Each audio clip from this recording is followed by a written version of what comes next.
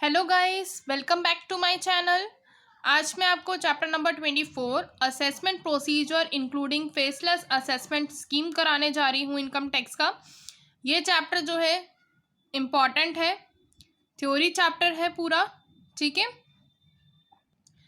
ये जो चैप्टर है किससे रिलेटेड है, नाम से ही पता चल रहा है असेसमेंट प्रोसीजर, कि आप जो है अपना जो भी आपका असेसमेंट है उसका पूरा का पूरा एक procedure step by step but including faceless assessment scheme, यानी एक ऐसी स्कीम है जहाँ पर जो पर्सन्स हैं as individual, as company, as HUF, as a firm, तो ये जितने भी पर्सन्स हैं ये सारे पर्सन्स अपनी इनकम टैक्स की फाइल जो है वो फर्निश कर सकते हैं फेसलेस, यानी आप बिना फेस दिखाए कर सकते हैं। तो ये जो है ये कैसे संभव हो पाएगा या कैसे पॉसिबल है? Through online process. ठीक है, हमने जो पिछला चैप्टर किया था उसमें हमने ये देखा था कि बहुत सारे ITRs होते हैं, जैसे ITR 1 है, ITR 2 है, ITR 3 है, ITR 4 है। अब ये ITRs कौन कौन पर्सन्स जो हैं वो फिल करते हैं, किस किस तरह से अपनी रिटर्न को जो है वो फाइल करते हैं। ठीक है, अब हमारे पास जो सबसे पहला टॉपिक है इस चैप्टर का वो है other provisions regarding filing of income tax return. ठीक है, कौन कौन से ऐसे प्रोविजंस हैं जो कि इनकम टैक्स रिटर्न को फाइल करने के लिए ज़रूरी हैं, किस तरह के प्रोविजंस बनाए गए हैं। सबसे ज़रूरी बात, इस वीडियो को स्टार्टिंग से लेकर एंड तक देखिएगा, बिल्कुल भी स्किप मत करिएगा। ठीक है, थ्योरी चैप्टर है, कुछ भी पॉइंट छूट गया तो आपको कहीं ना कहीं डाउट रहेगा। सबसे पहला पॉइंट है बिलेटेड रिटर्न। बिलेटेड रिटर्न का मतलब होता है कि किसी भी पर्सन ने अपनी ITR को फाइल नहीं किया, फर्निश नहीं किया जितना टाइम उसको अलॉट किया गया था। ठीक है, जितना भी टाइम उस पर्सन को दिया गया था उस टाइम के लिमिट के अंदर उसने क्या नहीं किए, अपनी ITR फाइल नहीं की या फिर ITR को फर्निश नहीं किया। तो अब वो चाहे तो अपनी ITR को फर्निश्ड कर सकता है। कब कर सकता है? किसी भी टाइम कर सकता है, बट यहाँ पर क्या बोला है, before 3 months prior at the end of relevant assessment year. जो भी आपका असेसमेंट ईयर चल रहा है उस असेसमेंट ईयर के 3 महीने पहले या फिर before the completion of assessment, assessment के कंप्लीट होने से पहले जो भी डेट पहले आएगी उस डेट को वो फाइल कर सकता है अपनी ITR प्रीवियस ईयर की जो इनकम है उससे रिलेटेड। उसके बाद है रिवाइज्ड रिटर्न ऑफ इनकम। अगर कोई भी पर्सन अपनी फाइल को फर्निश करता है और ये देखता है कि उसके अंदर कोई ओमिशन है, कुछ आपने नहीं डाला, या कुछ ऐसा है जो कि गलत स्टेटमेंट दे रहा है, कुछ आपने स्टेटमेंट ही गलत दे दी या फिर कुछ भूल गए डालना अपनी जो ITR है उसके अंदर, तो वो भी पर्सन अपनी ITR को फर्निश कर सकता है। और कब कर सकता है? प्रीवियस ईयर की जो ITR है उसको फर्निश कर सकता है किसी भी टाइम। टाइमिंग सेम है, चाहे वो बिलेटेड रिटर्न है चाहे वो रिवाइज्ड रिटर्न ऑफ इनकम है। अब टाइमिंग क्या है देखो, before 3 months prior at the end of relevant previous year और before the completion of the assessment whichever is earlier या विच इज अर्लियर। ठीक है, तो सेम टाइम पीरियड है, वही टाइम पीरियड बिलेटेड रिटर्न का भी है और वही time period revised return of income का भी है।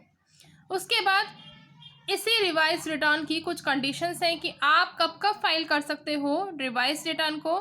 पहला है कि असेसी जो है अपनी फाइल करेगा रिटर्न वॉलेंट्री या फिर बिलेटेड रिटर्न अगर उसने फाइल की हुई है। ठीक है, और ओमिशन और रॉन्ग स्टेटमेंट उसने डेलिबरेटली नहीं डाली है, यानी कि जानबूझकर नहीं की है, अपनी मर्जी से नहीं डाली है, उस पर्सन ने गलती से हो गया। ठीक है, वो चीज़ अगर ये दोनों कंडीशन सेटिस्फाई होती हैं तभी वो रिवाइज रिटर्न को फाइल करा सकता है, अदरवाइज नहीं करा सकता। और एक बात और ध्यान रखनी है कि जो बिलेटेड रिटर्न होती है या रिवाइज रिटर्न होती है वो कभी भी 31 दिसंबर के बाद नहीं होगी। असेसमेंट जो भी असेसमेंट ईयर चल रहा होगा उसके 31 दिसंबर के बाद नहीं होगी। ठीक है, आप फिर फाइल कर ही नहीं सकते हो। उसके बाद है डिफेक्टिव रिटर्न ऑफ इनकम। अब डिफेक्टिव रिटर्न ऑफ इनकम क्या है? जैसे कि कभी क्या होता है कि अगर कुछ गलत लगता है, कुछ डिफेक्टिव लगता है असेसी की ITR के अंदर, तो वो जो असेसिंग ऑफिसर है ना वो क्या करता है कि उसको कुछ टाइम पीरियड दे देता है, एक अपॉर्चुनिटी दे देता है एक तरीके से। 15 दिन का टाइम पीरियड देता है सबसे पहले। जब भी उसको इंटीमेशन मिलती है उसके 15 दिन के अंदर अंदर उस एसएससी को जो है अपना डिफेक्ट ढूंढना होता है कि उसकी आईटीआर जो उसने फर्निश की हुई है उसके अंदर डिफेक्ट क्या है। अगर तो वो एसएससी डिफेक्ट ढूंढ लेता है, पहली बात तो ये कि अगर मान लो एसएससी जो है वो 15 दिन के अंदर डिफेक्ट नहीं ढूंढ पा रहा, तो उसने एसएससी ने क्या किया, कुछ एप्लीकेशन सेंड कर दी असेसिंग ऑफिसर को, तो वो जो असेसिंग ऑफिसर है वो दोबारा से 15 दिन का टाइम पीरियड उसके लिए बढ़ा सकता है और भी ज़्यादा, अगर उसको जैसा भी सुटेबल लगता है असेसिंग ऑफिसर को।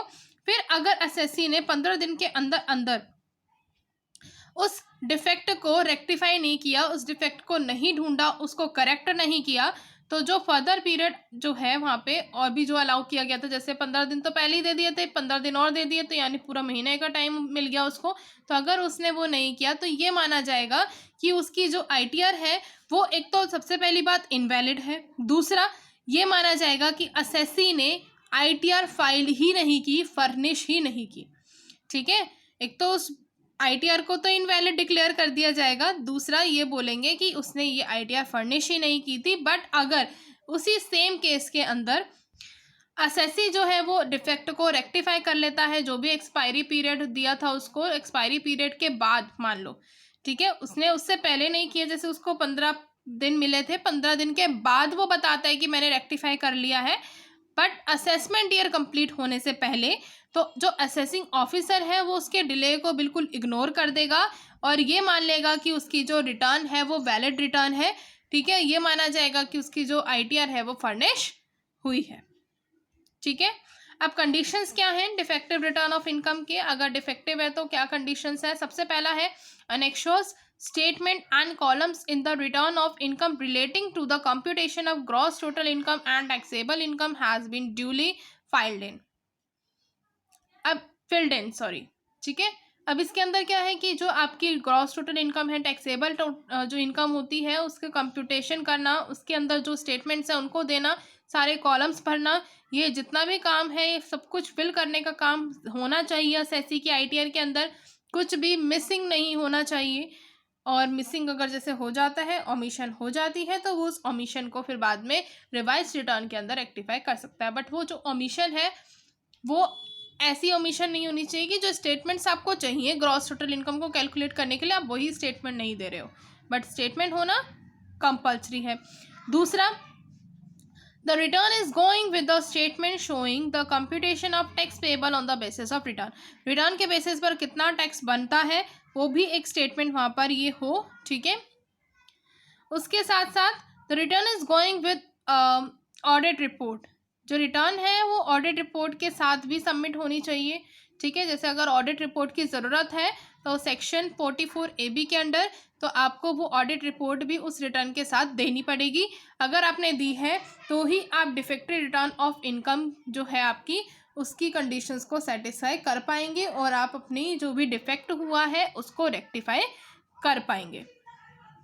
उसके बाद है return is accompanied by the proof of tax, return के साथ साथ आपने कोई प्रूफ देना है टैक्स का। अगर आपने कुछ भी क्लेम किया, जैसे टीडीएस या टीसीएस आपने क्लेम किया है, कोई एडवांस टैक्स या फिर टैक्स ऑन सेल्फ असेसमेंट में आपको कुछ भी क्लेम्ड हुआ है, तो उस टाइम पे आपने उसको प्रूफ भी देना है उसका रिटर्न के साथ साथ। और जो रिटर्न है इनकम की वो डिफेक्टिव रिटर्न नहीं मानी जाएगी अगर आप कोई भी प्रूफ नहीं देते हैं। अगर आपने टीडीएस क्लेम किया है या टैक्स डिडक्टेड एट सोर्स, और कह सकते हैं टैक्स कलेक्टेड एट सोर्स। ठीक है, और प्रूफ्स क्या दोगे, अ सर्टिफिकेट ऑफ टीडीएस और TCS is not furnished to him, अगर उसको सर्टिफिकेट नहीं दिया गया तो भी वो डिफेक्टिव रिटर्न ऑफ इनकम नहीं मानी जाएगी। और ये जो सर्टिफिकेट है आपको असेसिंग ऑफिसर के सामने प्रोड्यूस करना है with in the 2 years from the end of the assessment year in which income is accessible, जिस टाइम भी इनकम असेसिबल हुई है उस टाइम के असेसमेंट ईयर में विद इन 2 years। यहाँ पे 2 years आई थिंक नहीं होगा, यहाँ पे 2 months होगा। ठीक है, 2 महीने के अंदर अंदर आपको वो करना पड़ेगा, असेसिंग ऑफिसर को प्रोड्यूस करना पड़ेगा वो सारा का सारा टीडीएस और टीसीएस। फिर इन्होंने बोला नेक्स्ट है कि where regular books of accounts are maintain by the assessee, अगर असेसी जो है वो regular books of accounts maintain करता है तो वो उनके साथ साथ क्या देगा अपने रेगुलर बुक्स ऑफ अकाउंट्स में आपकी ITR फाइल तो हो ही रही है, अब ITR के साथ साथ वो किस किस चीज़ की कॉपीज़ देगा, अपने मैन्युफैक्चरिंग अकाउंट की, ट्रेडिंग अकाउंट की, प्रॉफिट एंड लॉस अकाउंट की, इनकम एंड एक्सपेंडिचर अकाउंट की, या कोई भी अदर सिमिलर अकाउंट वो बना रहा है, और बैलेंस शीट की। सेकंड पॉइंट है कि प्रोप्राइटरी बिजनेस है अगर पर्सन का, तो वो पर्सनल अकाउंट, प्रोप्राइटर का जो पर्सनल अकाउंट है उसकी कॉपी देगा। तीसरा कि अगर वो फर्म है, AOP है या BOI है, तो पर्सनल अकाउंट्स देंगी मेंबर्स के और उसके पार्टनर्स के, ठीक है। अगर आपका फर्म है तो पार्टनर्स के देंगे, अदरवाइज AOP या BOI है तो उनके मेंबर्स के देंगे। और पार्टनर और मेंबर है फर्म के, अब यहाँ पे फर्म नहीं है अकेली, यहाँ पे उस फर्म के अंदर काम करने वाले पार्टनर्स हैं और उस AOP और BOI के अंदर काम करने वाले मेंबर्स हैं, तो वो क्या देंगे, वो भी अपना पर्सनल अकाउंट देंगे फर्म के अंदर, और AOI और BOI के जो भी उनके अंदर जो पर्सनल अकाउंट होगा उसकी डिटेल्स या उसकी कॉपीज वो सबमिट कराएंगे। फिर नेक्स्ट है where the accounts of the SSC have been audited, जहाँ पर अकाउंट्स जो हैं एसएससी के ऑडिट किए जा रहे हैं, the return is accompanied by the copies of audited profit and loss, वहाँ पे जो कॉपीज दी जाएंगी वो ऑडिटेड प्रॉफिट और लॉस की दी जाएंगी, साथ ही साथ बैलेंस शीट की भी कॉपी दी जाएगी और ऑडिट रिपोर्ट भी वहाँ पे सबमिट कराई जाएगी। फिर नेक्स्ट है अगर आपके रेगुलर अकाउंट्स मेंटेन किए जा रहे हैं एसएससी के द्वारा, तो return is accompanied by a statement, statement के द्वारा आप रिटर्न देंगे, ठीक है। स्टेटमेंट के साथ, अब स्टेटमेंट क्या होगी, आपके अमाउंट बताओगे कि आपकी टर्नओवर कितनी हुई है, या आप कह सकते हैं ग्रॉस रिसिप्ट्स कितनी हुई है। उसके बाद gross profit, expenses and net profits of a business और प्रोफेशन, आपका जो भी बिजनेस है या प्रोफेशन है उसका ग्रॉस प्रॉफिट कितना है, उसके एक्सपेंसेस कितने हैं या फिर नेट प्रॉफिट कितना है, उसकी स्टेटमेंट भी आप दोगे।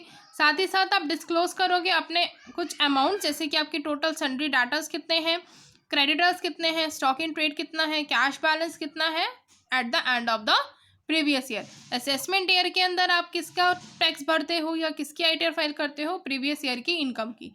तो उस प्रीवियस ईयर की इनकम में से आप क्या क्या बताएंगे, अपने datas, creditors, stock in trade and cash balance eight the end of the previous year.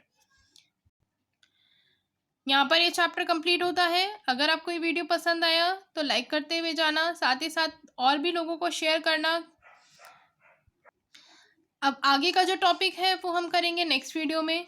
सो मिलते हैं नेक्स्ट वीडियो में, बाय बाय।